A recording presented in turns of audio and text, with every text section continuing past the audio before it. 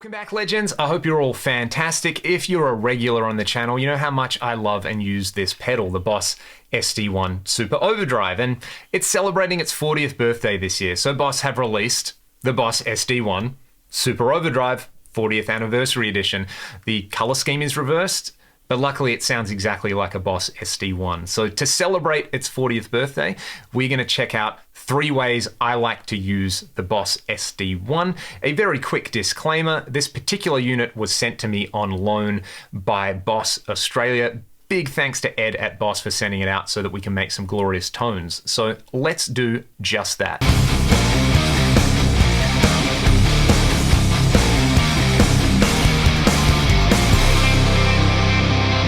First up, let's hear this thing doing what it says on the tin, using it as an overdrive in front of a clean amp.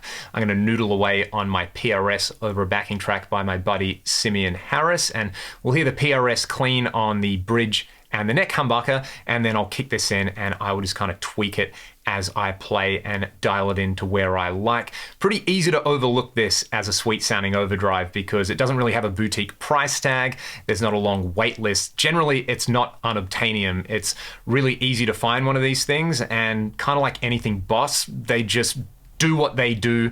They don't make a whole bunch of song and dance about it, and they just work. So let's enjoy this over the backing track, starting with a clean tone.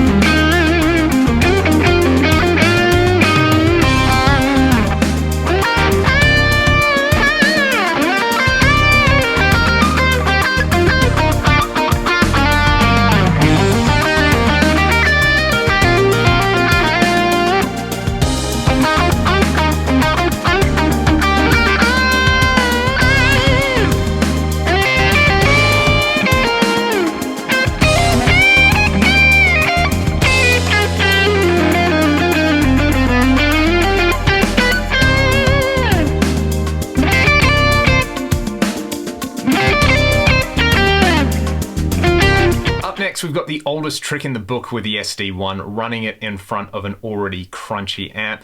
In my opinion, this is probably one of the cheapest and most effective mods you can do to a single channel amp, whether it's something like an old Marshall or it's like the Cherrytone Molecular that I've got plugged in at the moment. I would start by setting up my rhythm guitar tone with the SD-1 off. This is what I've got at the moment.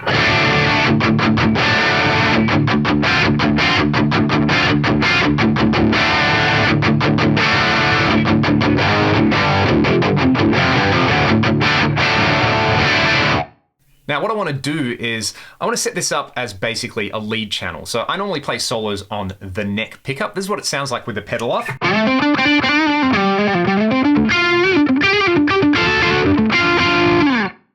Sounds nice, it's just lacking some sustain. I want some extra gain. I want a little bit of compression from that extra distortion on there. I basically just want some cheat codes for when I play solos live. So I'm going to start with the level all the way up, the gain all the way down. I'm probably going to bring this control up a little bit, and I'll just tweak the tone control if needed, but this is what it does.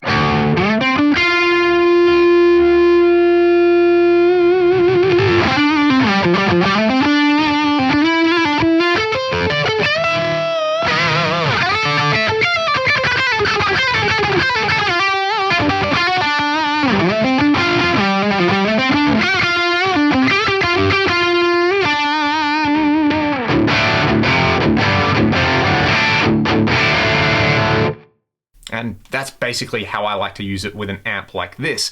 If I was using something like, say, a dual rectifier, I would use this in a slightly different way. I would probably leave this on all the time as a pre-EQ to basically sculpt and tighten up the low end of an amp like that. I'll give you a really quick example of that sort of thing.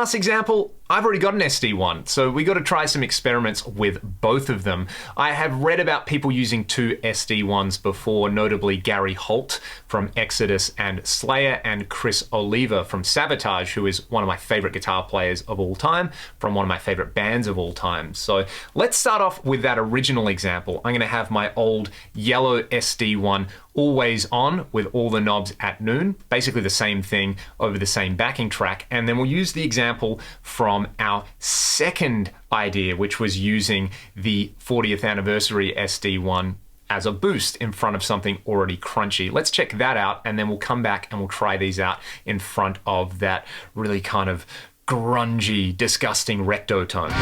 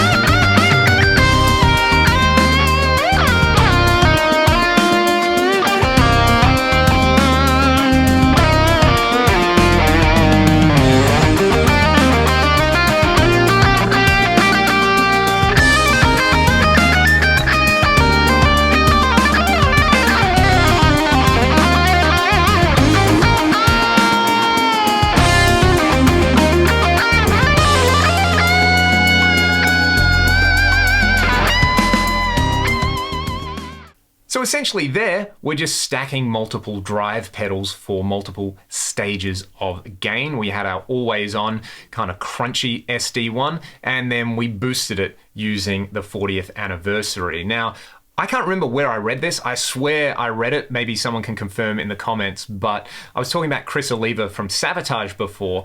I feel like I read that he used two SD-1s, one with the tone control all the way down and one with the tone control all the way up. I don't know how he used them. Maybe he used one for his rhythm tone and one for his lead tone, but I've got these set up to boost that kind of disgusting, really flubby low-end recto tone from before. This one.